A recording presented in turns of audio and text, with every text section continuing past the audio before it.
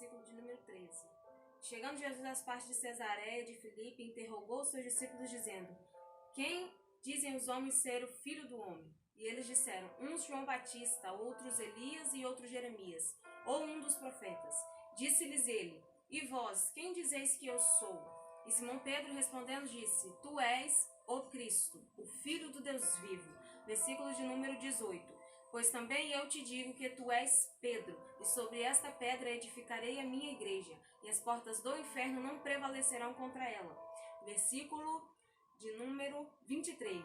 Ele, porém, voltando-se, disse a Pedro: Para trás de mim, Satanás, que me serves como pedra de tropeço, porque não compreendes as coisas que são de Deus, mas só as coisas que são dos homens.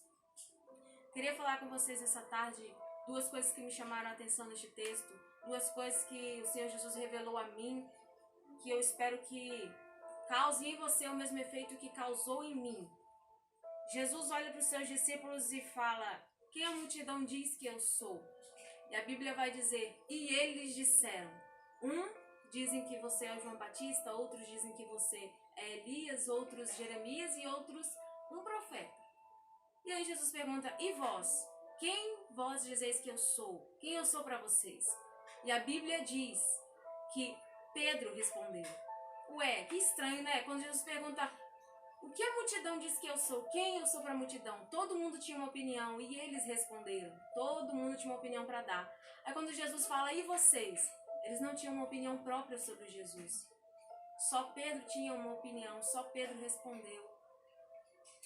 É muito fácil eu ter uma opinião sobre o Cristo quando eu ouço opiniões alheias e aquela outra opinião de outra pessoa eu tomo para mim. E eu fico com aquela opinião como se só aquilo fosse a verdade. Eu tomo a opinião dos outros para mim sobre Cristo. E eu não me preocupo em ter uma opinião própria sobre Jesus. E Jesus te pergunta hoje: quem eu sou para você? Esquece todas as opiniões da multidão, esquece tudo que você ouviu. Eu quero saber quem eu sou para você. E a Bíblia continua a relatar que Jesus olha para Pedro e fala: Pois eu te digo que tu és Pedro, e sobre esta pedra edificarei a minha igreja.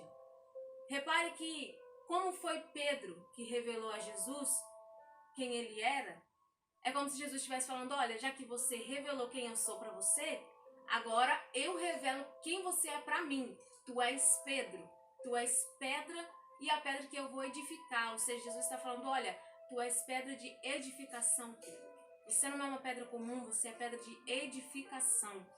E engraçado que a Bíblia, lá embaixo no versículo 23, fala assim: Ele, porém, voltando-se a Pedro, disse: Para trás de mim, Satanás, que me serve como pedra de tropeço.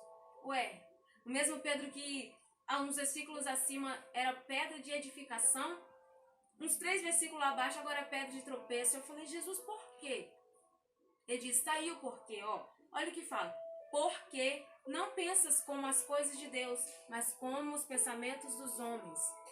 Pedro deixou de ser pedra de edificação para ser pedra de tropeço quando ele deixou os pensamentos de Deus saírem e deixou o pensamento natural. Que pensamento natural? Jesus falou para os seus discípulos: olha, convém ir a Jerusalém e padecer, convém a mim morrer e ao terceiro dia ressuscitar. Jesus foi consolar, Pedro foi consolar Jesus dizendo: não, Jesus, isso não vai acontecer.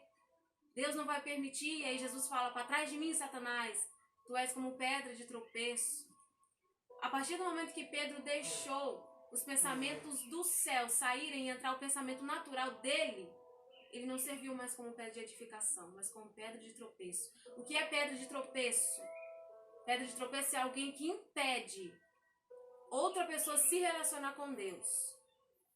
E é isso que vai acontecer se você e eu deixarmos os pensamentos do céu para pensarmos como homens normais.